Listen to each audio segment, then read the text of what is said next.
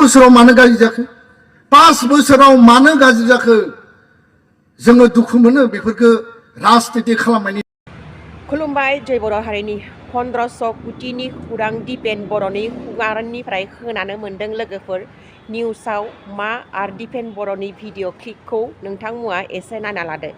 बे एकर्डआ मोजां जाबाय। बे एकर्डआव 1500 कोटि थाखा दङ।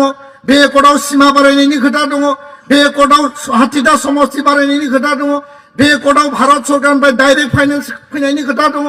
बे एकर्डआव बर' कसारी काउन्सिलनि पूर्णांग मर्यादानि खोथा दङ। दानायनि खोथा दङ। एसटी हिलनि खोथा दङ। स्कुल प्रभिन्सियेलाइजनि खोथा दङ। तारमाने बे एकर्डआ मोजां। 5 बोसोराव मानो गाज्रि जाखो 5 बोसोराव मानो गाज्रि जाखो जोङो दुखु मोनो बेफोरखौ राजनिति खालामनायनि टाइम गैया दायो। दा बेखायनो मानगोनां रायजो राजा नोंथांमोन आं रावखौबो रायनो नागिराखै, रावखौबो आसि थुनो नागिराखै।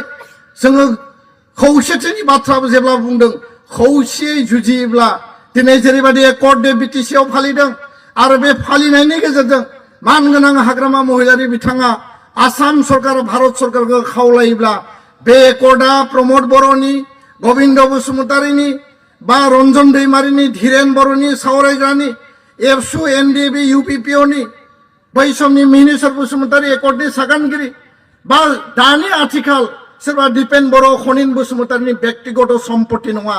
एकर्ड मोनसेया जातीय दलिल, एकर्ड मोनसे जातीय मोनसे माइल खुन्थिया। बे एकर्डआव थानाय दफाखौ मावोब्ला हारि समाज इयुन जोलैया लाब जागोन, साख्रि बाख्रि मोनगोन, फरायनो मोनगोन, जोंनि ओनसोलखौ जौगानायनि थाखाय जों अधिकार मोनगोन।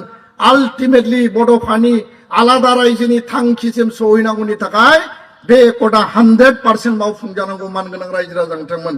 बेखायनो आङो बयखौबो गोसोआव हमथानानै खौसेयै जुजिलांनो थाखाय खावलायबाय आरो गणतान्त्रिक शान्तिपूर्ण आवाज आन्दोलन सावरायनाय एडभकेसि बिनि गेजेरजों जोंनि एकर्डखौ मावफुंनायनि थाखाय जोङो हाबा मावलांनांगोन। गोजोन लाबोनायनि खामानिखौ जों मावबाय, जोंनि दायित्वखौ जोङो फोजोबबाय, किन्तु एकर्ड मावफुंनायनि दायित्वआ भारत सरकार आसाम सरकारनि। एकर्डखौ टाइम बाउन्ड मावफुङाबा आन्दोलन जागोन, सोमावसारगोन जों बेखौबो बुंदों।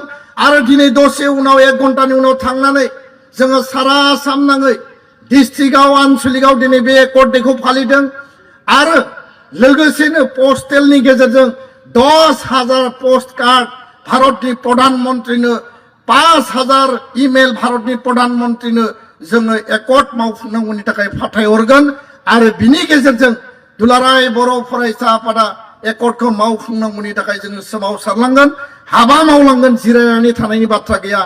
जाय दैदेनगिरि फैया मानो एबसुआव जेरै जोङो टीम वर्क खामानि मावा मानो जोंनि आदर्श आरो नीतिया जाहैबाय एकर्डनि दफाखौ आखरे आखरे मावफुंनाय, भारत सरकारा खोथा होनाय बायदि मावफुंनाय।